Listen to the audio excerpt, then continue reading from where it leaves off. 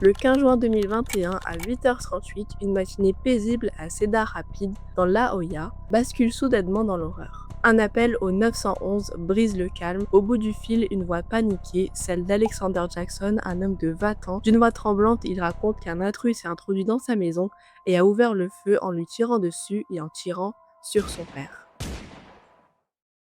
Avant de commencer, n'hésite pas à t'abonner, à liker et à commenter.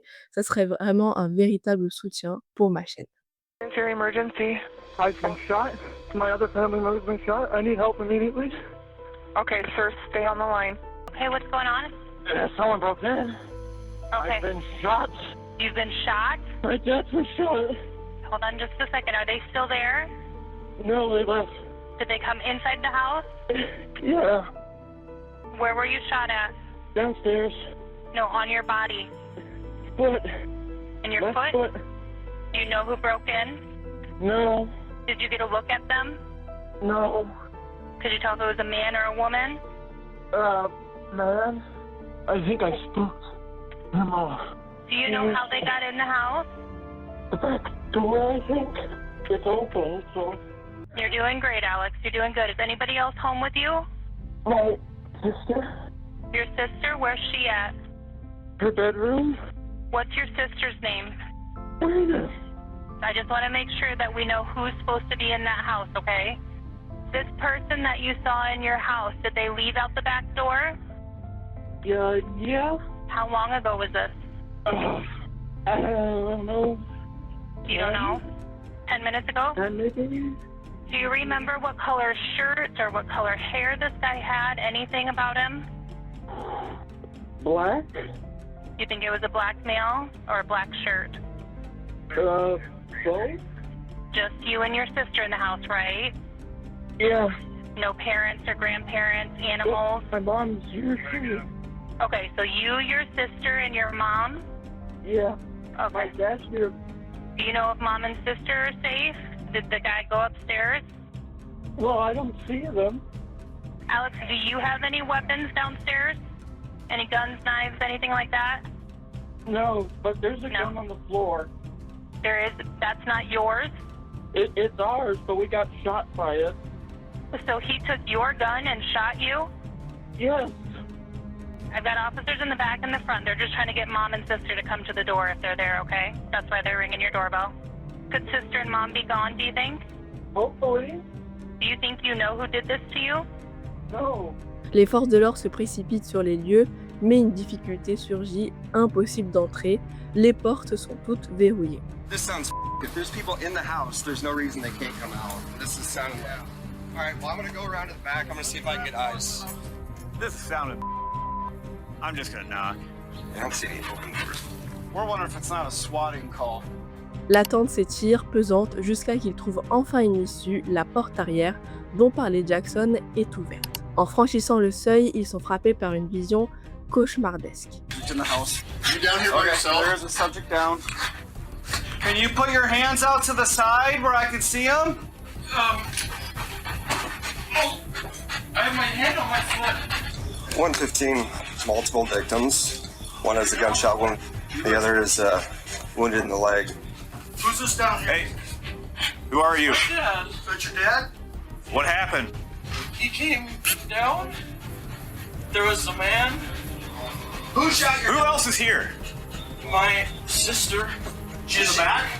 Yeah, she's in her room. Is she okay? I think so. Third victim? Yeah. Scene. Okay, I'm gonna go in here. Looks like a master bedroom. Fourth victim. That could be the wife. Yep. 692. We have a fourth victim. Upstairs bedroom. So we had triple homicide. Okay, we got him. Is anybody down tending to him? Dans le salon, le corps sans vie de Jen, le père de 61 ans, gît sur le sol. En progressant dans la maison, il découvre les cadavres de Melissa, 68 ans, la maman, et de Sabrina, 19 ans, la sœur d'Alexander. Tous ont été abattus de plusieurs balles, tués par une arme appartenant à la famille, retrouvée posée près de Jen. Alexander, lui, est allongé, blessé au pied. Il affirme qu'un inconnu vêtu de noir s'est introduit chez eux et a ouvert le feu. Pourtant, quelque chose cloche. Aucun signe d'effraction, rien d'anormal dans la maison, aucun bruit suspect signalé par les voisins. Alors s'agit-il vraiment d'un cambriolage qui aurait mal tourné ou bien d'une vengeance froide et méthodique? Mais l'absence de signes d'effraction et l'apparente tranquillité des lieux contrastent violemment avec la brutalité du crime. Les enquêteurs examinent les caméras de surveillance de la maison, du quartier. Aucune silhouette suspecte, aucun intrus. L'étau se resserre. Conduit à l'hôpital pour traiter sa blessure, Alexander subit un interrogatoire intense. Son comportement déroute les inspecteurs, il oscille entre confusion et détachement. Son récit ne tient pas la route. Et lors de ces interrogatoires, les incohérences s'enchaînent. There was a man about your dad. Okay. Is that all you want to say? Nothing here right now. What happened to you? I pushed and tried to take the gun. And well, see what happened. So you tried to take the gun from the guy, Yeah. and then that happened. Okay. We started out with like last night, maybe? Like, Yeah. what time did you get home last night? Or, I was home okay, all day. okay. What time did you go to bed? 11, I think. And where did you sleep at? On the porch. How come you slept on the porch? Were you normally It's nice up there. Were you the last one to go to bed? Maybe.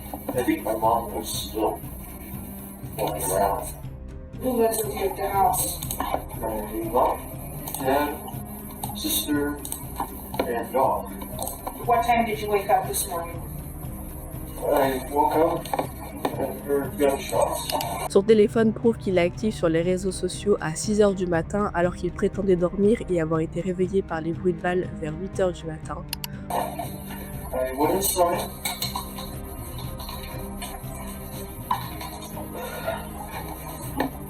You take your time, buddy. He's taller than me, I think. I don't know where he was there. L'arme du crime appartenait à la famille et sa boîte de rangement est retrouvée sous le lit d'Alexander. I heard him downstairs, so I went downstairs. He was messing with my dad's gun. Do you have a mask on? Oh yeah, one of those ski masks or whatever. Did you see his hair? No, How about his shoes? I think they're green. He was messing with your dad's gun. And then what happened? Well, he's messing with her. And oh my dad, I think. He was on the floor. And I ran at him. You ran at the guy with the gun? Yeah, Then what happened? I pushed him Did he say anything to you? quite deep up. I pushed. Quite deep. Yeah, deep close. What did he say? You think I grabbed the gun and let my go. Mais surtout, pourquoi le tueur aurait-il pris une arme sur place plutôt que d'apporter la sienne? Pourquoi aurait-il tué 3 personnes mais laissé Alexander en vie avec une blessure au pied? I fired, and then obviously that happened. He fired it, Yeah, and it shot you in the foot. yeah. So I think I fell. I saw him running. Aucune porte forcée, donc comment un individu aurait pénétré dans la maison? Les chiens policiers ne trouvent aucune trace d'un éventuel fuyard qui aurait fui par la porte arrière de la maison. But I don't care. I was on my phone. And then I pulled up here. Someone was upset with your family? It's just that way. I don't know what it. You don't know who or what they'd be upset about? How do you feel about your family? I love my family. Did they ever do anything that upsets you? Oh, yeah, at your house. Okay. You visit through your house, visit through the neighborhood, and Alex, the reality is there's not any evidence that anyone else was over at your house. Les ouvriers à proximité n'ont vu personne entrer ou sortir de la maison à l'heure du crime. Les chiens policiers ne trouvent aucune trace d'un éventuel fuyard qui aurait fui par la porte arrière de la maison. It's okay. It's okay. Alex, do you want to tell us what happened? What really happened? Intruder coming in with the worst description on the planet. You gotta just be honest with us, man. We know no one left. Well, I'm telling you how I saw it, you know? Right? You still think someone was there? Yeah. Do I know someone was there? Who's using your phone at 6 a.m. to get on social media? Maybe me, I don't know. I don't remember. How could you use it at 6 if you were asleep? There to murder people like you said, then they would have had to get lucky enough that you had left a gun out for them. And then be able to know right where everybody's at and shoot everyone and get in a fight with the biggest person in the house and be able to escape. You cannot sit there and look me in the eye and say, yeah, well, that did happen. Donc petit à petit, l'hypothèse du cambriolage s'effondre et le suspect n'est pas celui qu'on pensait.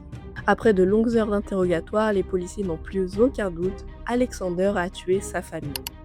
Are you ashamed? Is that why you don't want to tell us? Oh, I don't want to tell you because I didn't do it. Well, you're being charged with murder of your mom, your dad, and your sister. And you're gonna go to jail. Mais malgré toutes ces preuves, il clame son innocence et surtout, pourquoi aurait-il tué sa famille? Mais au fur et à mesure des interrogatoires, le mobile se dessine peu à peu. Alexander avait de mauvaises notes et ses parents lui mettaient la pression pour qu'il trouve un emploi. Son père l'a même menacé de le mettre à la porte s'il ne trouvait rien. Il ne lui restait que 30 $ sur son compte, il était donc incapable de supporter cette perspective. Il aurait donc choisi l'impensable, les tuer. Mais au-delà de la peur de l'indépendance, un autre élément entre en jeu, l'argent. Puisque si la famille d'Alexander était toute décédée, il aurait touché l'héritage de ses parents. Il est vu comme égocentrique, sans grandes émotions, et surtout, il aurait pu, s'il le voulait, avoir une histoire bien plus cohérente. Par exemple, saccager la porte de derrière pour faire croire à un cambriolage, saccager la maison pour confirmer ce cambriolage, mais aussi ne pas utiliser l'arme du crime pour ne pas avoir des soupçons envers lui. Enfin bref, il aurait pu faire en sorte que toute l'histoire soit plus cohérente et donc que personne ne le suspecte. Mais au contraire, il a préféré que cette histoire soit très confuse et que l'on suspecte directement Alexander pour qu'il soit au centre de l'attention. Alors, au vu de tout cela, le 25 janvier 2023, le procès d'Alexander Jackson s'ouvre sous les projecteurs médiatiques. Les preuves s'accumulent, l'arme avec ses empreintes, les incohérences de son témoignage, les caméras qui ne montrent aucun intrus, mais malgré tout, il persiste dans son déni. Le 3 mars 2023, après des délibérations intenses, le verdict tombe, coupable des meurtres au premier degré de sa famille. La sentence est sans appel, réclusion à perpétuité, sans possibilité de libération conditionnelle. Alexander a anéanti sa famille, une tragédie insensée, un jeune homme qui aurait pu avoir une vie paisible mais qui a tout détruit. Et au-delà du crime, il y a des vies brisées, des gens qui menaient une vie sans histoire et qui avaient encore la vie devant eux.